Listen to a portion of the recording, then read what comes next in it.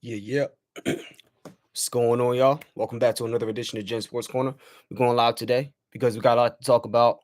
Big game yesterday. Eagles still on the roll, 7-0. Shout out to the Birds. Birds fly, Eagles fly. You know what I mean? We had Big Batman in the building yesterday. Jason Kelsey had the Batman mask on.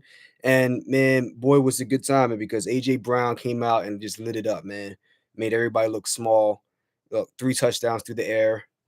Jalen Hurts throws 4 touchdowns through the air, only 3 sacks. Just looked phenomenal yesterday. Blew out the Steelers 35-13. Just beat that ass yesterday. They just on a roll, man. Jalen Hurts, 4 touchdowns, 285 yards through the air, 19 for 28 for his attempts, only 3 sacks for 18 yards, and he had a quarterback rating of 140.6. Phenomenal. Kenny Pickett did not have a good day. 25 for 38 for 191 yards, threw an interception, got sacked 6 times, and he had a QB rating of 66.9. Ground game looked really good. Miles Sanders, 9 carries, 78 yards, 8.7 yards a pop, and a touchdown. At one point on one of those drives, he had a 10-yard rush and then a 21-yard rush. So they were running it at will. And then through the air, obviously, we just mentioned it. AJ Brown, 6 catches, 156 yards, 26 yards per catch. Yeah, you did not hear that wrong. 26 yards per catch and 3 touchdowns on 11 targets. And he had that long touchdown, I believe, of 43 yards. Or that might have been the one where he actually got chased down. Either way, he was all over the place. It was just phenomenal what he was doing on that field yesterday. They didn't have an answer for him. I mean, Mike Tomlin mentioned it at after halftime. They said, "Hey, it's not the scheme. They're putting up yards." And he said, "There's no adjustments to be made. We just have to win the one-on-ones." And they weren't able to do that yesterday. That's a tough spot to be in as a defensive coordinator when you just know this is the best we got, and it is what it is. Minka Fitzpatrick wasn't able to do anything with AJ Brown. The cornerback's not able to do anything with AJ Brown. Just phenomenal game a day.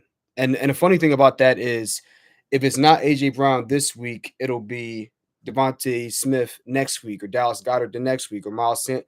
There's so many weapons on this offense that it's just mind-boggling. So great game for the offense. Defense came out, did their thing, only gave up 13 points. We had 2 sacks by Javon Hargrave. He was all over Kenny Pickett. He could not get away from this dude. And then you had Hassan Reddick. He had a sack. Bradbury had a very good game. Uh, uh, Something that bad came out of this game was um, big fella in the middle, Jordan Davis, got injured and had to be carted off during the game. Now, word on the street is that he may have a high ankle sprain. Nick Sirianni didn't confirm or deny that, but he said that Jordan Davis probably won't be playing on Thursday night in Houston. So, unfortunately, those things happen, but that's just the nature of the beast. Now, that being said, we have a really good stretch ahead of us. So this whole week, obviously, and you can see it in the title, the Phillies are going to be playing in Philadelphia in games 3, 4, and 5 of the World Series.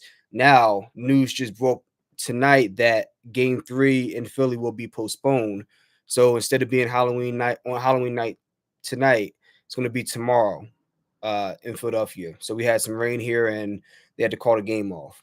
So they're going to flex the game to tomorrow on Tuesday, and then game 4 will be Wednesday, and game 5 will be on Thursday. So the Eagles and the Phillies will be playing on the same day.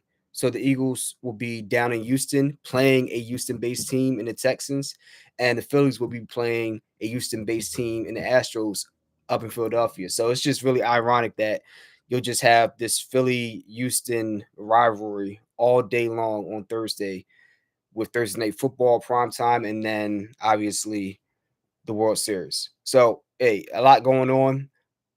The probable starters for tomorrow night's game, I think they switched it to Lance McCullers Jr. now. So it'll be Lance McCullers Jr., versus Ranger Suarez on the game 3.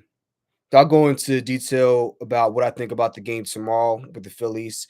I'm looking into Lance McCullers, the year he had, some of the advanced stats, and I'm seeing a couple of things that I hope that Rob Thompson and the rest of the staff are seeing. Lance McCullers, he's a really, really good pitcher. You know, before the Tommy John surgery and all the injuries and whatnot, he was high octane, four seam fastball, 97, 98 miles an hour. And then he hit you with that crazy curveball and some of the off speed stuff. And now, after the injuries and the surgery, he hasn't even thrown a four seam fastball, I think, all year or since 2020. He's got a sinker in his repertoire now, a cutter, and now he has a slider along with that curveball. So it's a completely different pitcher. And they have to have had seen that on film. The Yankees were able to do a few decent things against him. He gave up 3 earned runs against the Yankees in the ALCS, and there's some things that I'm seeing in the advanced stats that are intriguing me. So I'll go into those more in detail tomorrow as we lead into Game 3. But let me know what you guys think about the Eagles, what they did against the Steelers. Not the worst team in the league, but definitely somebody they should have run over, and they did. He steamrolled them at home, and they did everything and more. This is the first time all season, I think, that we saw the Eagles really tear apart a team through the air and not so much through the ground. I mean, he aired it out to AJ Brown, for 3 touchdowns. Devontae Smith had 5 catches for like 20 something yards. They were just high octane through the air, and he tore it up, man. It was really a sight to see. So it's nice to see that they have multiple ways of really laying it on you, as opposed to just strictly being a ground and pound RPO based team that's going to kill you that way. Now you see guys coming up to the line and trying to you get in one-on-one matchups, right? Because you're worried about the run, and then now you're seeing, hey, you want to test us by giving us one-on-one matchups? We're going to kill you on the outside. Now it's like, as a defensive coordinator, what do? Right? You're going to really have to scheme it up, make up some exotic blitz schemes and coverages, and really try to bring looks that the Eagles have not seen before, because the straight up and down, no special effects type of game plans are probably not going to work. So great job for the Eagles. 7-0, fly Eagles fly, still undefeated, and I don't see them losing to the Houston Texans down in Houston. Let me know what you guys think in the comments below. Do you think the Eagles are going to win and go to 8-0 this week?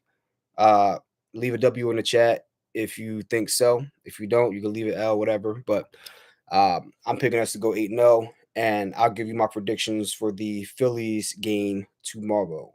Oh, also check out the video that I just put out about Lomachenko and Devin Haney. Lomachenko had the win on Saturday over Jermaine Ortiz, and tough win, but Devin Haney came in the ring and they chopped it up about getting a potential match for all 4 belts. So I'll let you guys look at that and tell me what you think about that. And then we'll be dropping a video for um my man Dimitri Bivol fighting November 5th. I didn't cover the Jake Paul Anderson Silva fight because, come on, let's be real, it's not really boxing. But when he decides to fight a real boxer, then I'll cover it. That's it for now. Thanks for tuning in and all the support you guys give as always, and catch you on the next one. Peace.